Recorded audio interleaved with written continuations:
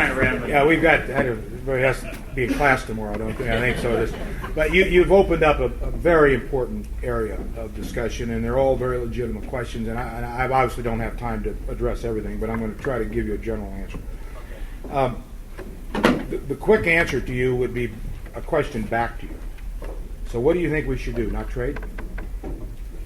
China is going to be, for example, a great power with or without the United States. I know that. So aren't we far better off to try to influence the direction of China and policy and trade, as well as Russia and others, versus just not deal with them? I mean, my answer is yes, but trade is complicated in the sense that it takes in capital, to your point, labor, cheap labor.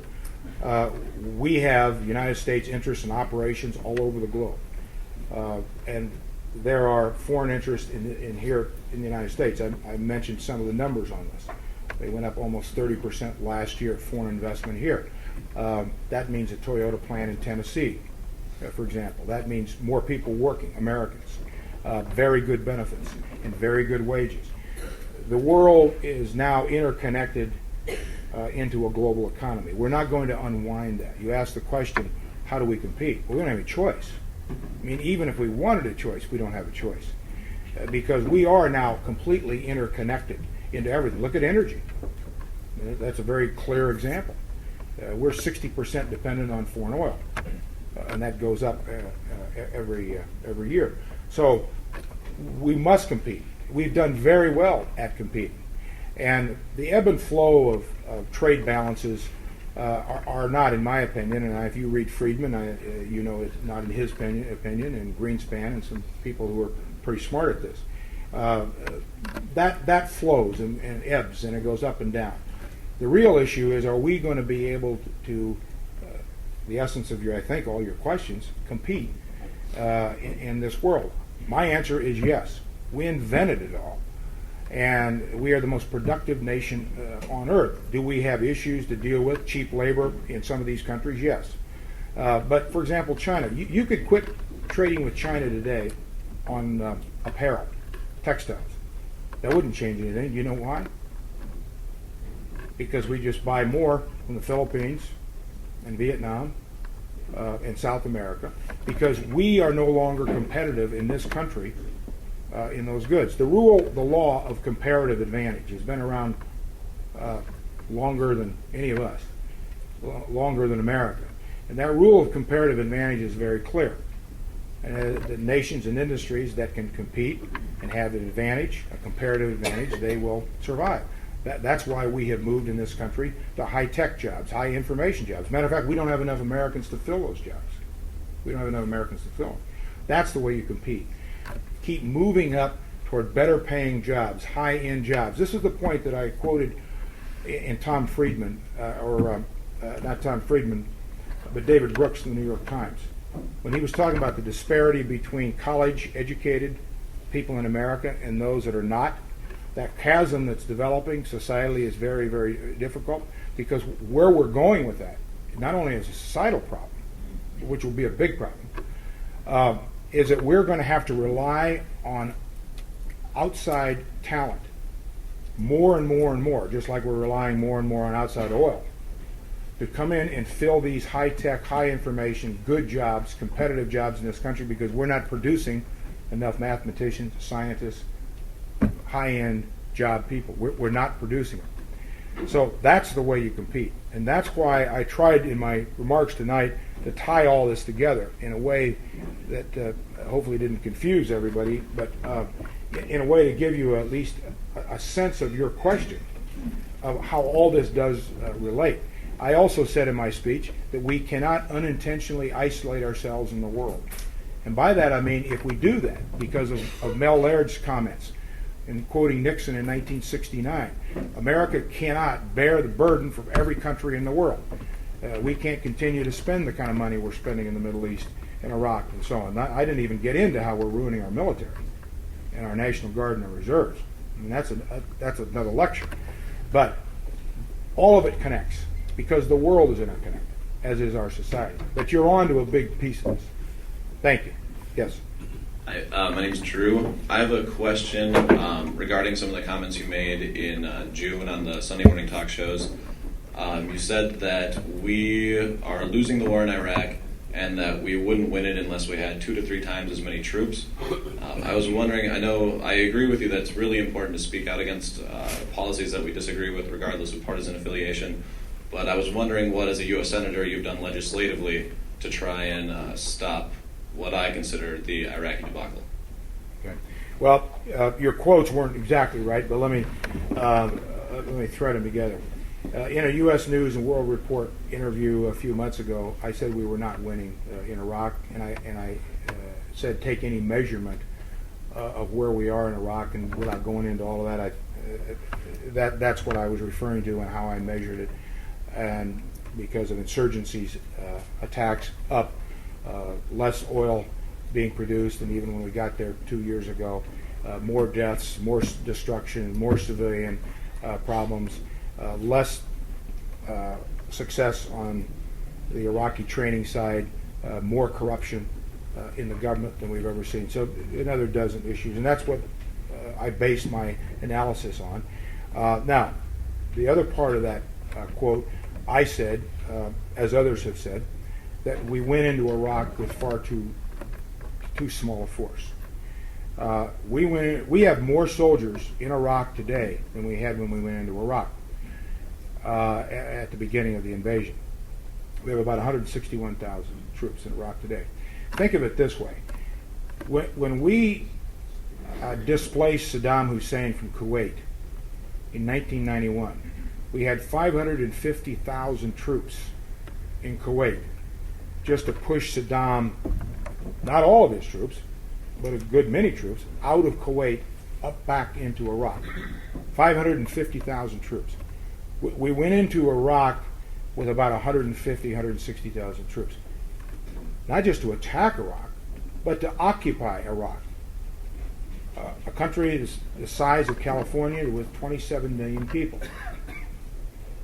And that was my point about how we never had enough troops going in. General Shinseki, who was then Chief of Staff of the United States Army, said in open hearings before the invasion of Iraq, when he was asked, I think by the chairman of the committee, Chairman Warner, how many American troops would it take, not only to attack, but to occupy Iraq and bring stability to Iraq?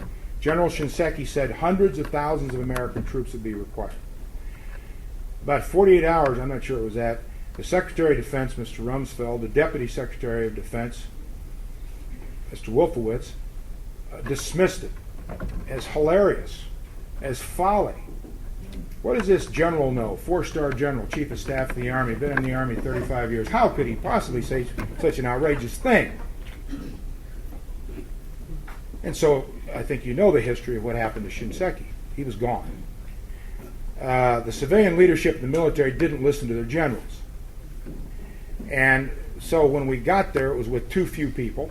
Of course what was going to happen happened. We had no plans, no preparation, no structure, and not enough people. So now, the other part of your question, what have I done lately? Well, start with, I probably was the first senator to start even asking the questions back in 2002 about this. In committee, in speeches, meeting with the White House, meeting with Rice, meeting with Powell, meeting with Defense Department people, and questioning them, asking them, do we know what we're doing? Do we have plans? Have you thought through this, the consequences? Where is this going? Who's going to govern? How much is it going to cost? I know you can't know everything. I've continued to ask the questions. I've continued to provide our senior officials with my thoughts and analysis on what we can do. Senator Jack Reed and I are the sponsors of enlarging our force structure by 30,000 new Army billets and 10,000 more Marine billets. I don't think our Army is big enough today. Our force structure today, our American forces are in over 160 countries today. We are in more countries today with more commitments than any time since World War II, with by far the smallest force structure we've ever had since World War II. Now you can say, yeah, but the satellites and the planes and sophistication, that's true. But all these smart guys who wanted to go to Iraq said to me the same thing. We have smart bombs, Senator. Well, that's true, and that's good.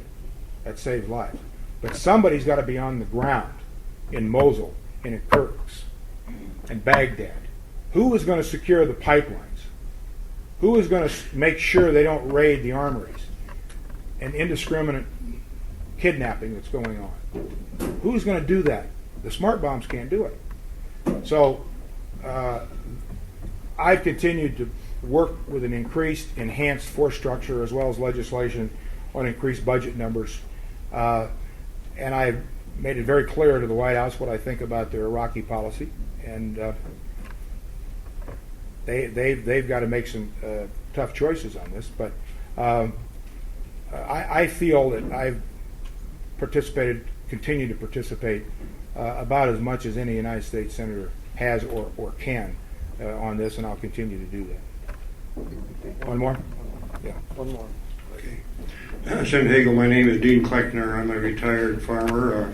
Hello, we know each Dean. other. Well, you're more than that. You're Well, I'm a one of the retired. great agriculture leaders in this country. Well, thank you. I agree with you on trade, but I'm not going to talk about. I wrote a question down before you mentioned Iran, and then you did talk about it in your remarks. The president of Iran, fairly fairly new, quite radical president, a few days ago, a couple times has said Israel should be eliminated from the face of the earth. They should be blotted out. I mean, Yes. my words, but I'm paraphrasing him. Yeah. I think he believes it, as do many in that part of the world. I've happened to been in Israel several times, perhaps not as often as you have. I support Israel. A good Lutheran like me supporting Israel, but that's the way it is. Now, you said we should engage Iran in conversation and talks, and I see nothing wrong with that. However, it seems to me that people like that, when we engage them in talks, they simply keep on building their nuclear facilities. They're burying them. I don't think it's going to be for peaceful means, but who knows. But I believe that they believe, as long as we're talking, that's a sign of weakness. Now, your Senate Foreign Relations Committee, Senator Lugar, chairs it. If you censure Iran on this, shake your finger at them, and cluck cluck, they will. He may say, well, but he'll keep on doing what he's doing because he sees that as a sign of weakness. Where am I wrong? What would you do other than talk or nothing? Or isn't it a sign of weakness? Do they perceive it to be that? Just react to what I'm saying now. Mm-hmm. Well, just as I said in my speech, Dean, said the same thing essentially you did about how dangerous Iran is. I talked about how they want to destroy Israel. I talked about their nuclear weapons. I talked about their support of terrorist organizations. There's no question about that. But then it comes to the hard part, Dean.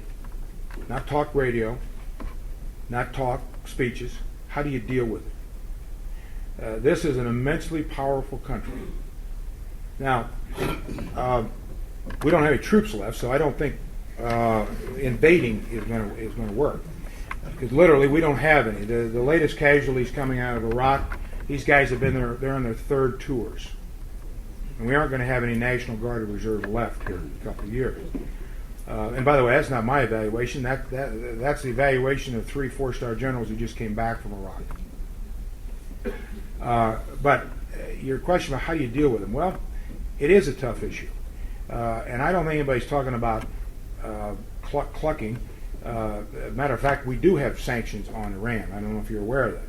We have had sanctions on Iran for some time. But they're independent and unilateral sanctions, which I don't think ever work. I mean, our policy in Cuba has been very successful over 40 years. And all we've isolated there is ourselves. We didn't isolate Castro, and he's outlived, 8 presidents. So we might want to even just review our policy there, but Iran is a far more dangerous issue, just as you noted. Their position on Israel, that's not because some new outrageous president has been elected. That's always been their position. So what do you do? Well, first, I think you need to have some regional consensus here and some allies with us on it, not just take Germany and France and England, which we've been using them to negotiate with Iran as our surrogates, but we're holding back and saying no, we're not going to talk with them. I don't think that's the answer. It hasn't produced anything. The fact is, we know where they're going with their nuclear development. So we need to get inside. We need to have some ability to deal with them. We don't even have any intelligence capability in there. Just like North Korea. We have no idea really what's going on in North Korea or Iran, because why? We've isolated ourselves. Now, most of our allies have diplomatic relations with Iran. So we have to get our intelligence through our allies. They want some things. There are some things the Iranians want. And partly is they want some recognition from the United States. We've got a lot of things in our favor here. We've got a lot of leverage in our favor. But with Iraq, with the Palestinian-Israeli issue, with Syria right on I think, a very dangerous edge, with poor King Abdullah in Jordan caught right in the middle, and he could go anytime. The Saudi government could go down to radical extremists. My point earlier in my speech, Dean, about the regionalization context of this, I don't think you can deal with, as I said in my speech, Iran, Iraq, the Israeli-Palestinian problem, any of these things in vacuums. They are all interconnected. So I think we have to engage them. I think we have to sit down with them. We have to find out what is it that you want. Let's see if we can make some progress to influence the inside. Because the alternative, Dean, is having no influence. Unless you want to nuke them. I mean, I suppose there's some who think that might be a good idea. There is no other alternative here.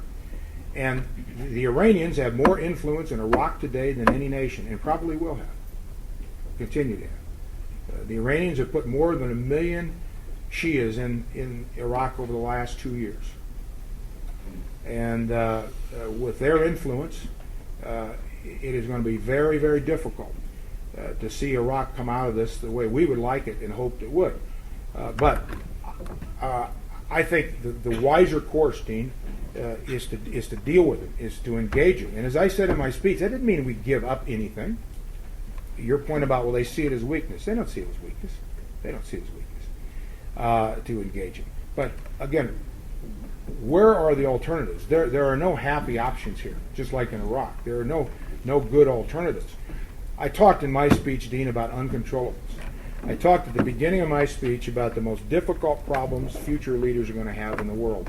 I was talking about future presidents, educators, every institution. And I said the reason for that is the uncontrollables that they're going to be faced with like none other in the history of man. This is one of those kinds of uncontrollables. When you're talking about weapons of mass destruction, you don't have many times up at bat there. And as I said in my speech, the margins of error are very small now. And I think we're smarter to get into the inside where we can try to influence this. Is it easy? No. Is it difficult? Yes. Are there guarantees? No. But I sure as hell think there is a guarantee if you do it the other way. And all you do is you make the world more dangerous, and then you may then face the real tough issue of a conflagration in the Middle East. Because the Iranians will then have the ability, they don't have it now, I don't think they're close to it. They will then have the ability to have that nuclear capacity. And we don't, just the same as North Korea. And we've got to do everything we can and not let that happen. And I understand your frustration, Dean. I'm frustrated too with it. But I think these are days that call for clear, wise, careful leadership. Thank you all very much. Thank you. Thank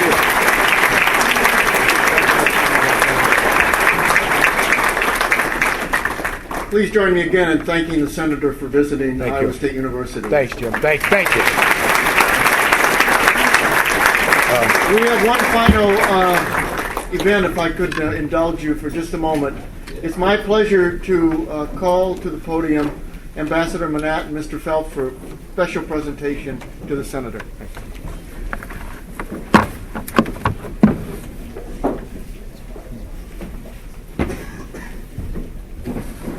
Thank you. Thank you very much. Thank you. Thanks, Jeff. Thank you very much. Well, this is young man Kim. All right, here we go. You want to get outside I the think water? we're supposed to have the deal? ladies up there too. All right, we get them. We'll do them both. All right. Good. Well, it's nice to have a little Iowa State hardware. Yeah. Kathy, Yeah, come on, Beth, Beth. come on. Get the only smart ones up here. That's right. This is two dessert The bed. plaque reads the 2005 Manat Phelps Lecture in Political Science, Senator Chuck Hagel of Nebraska. Yep. Okay. There we go. All right. Thank you. Knocking you around here. Wait. No, no. One last one. Terrific. Thank you. Thank you.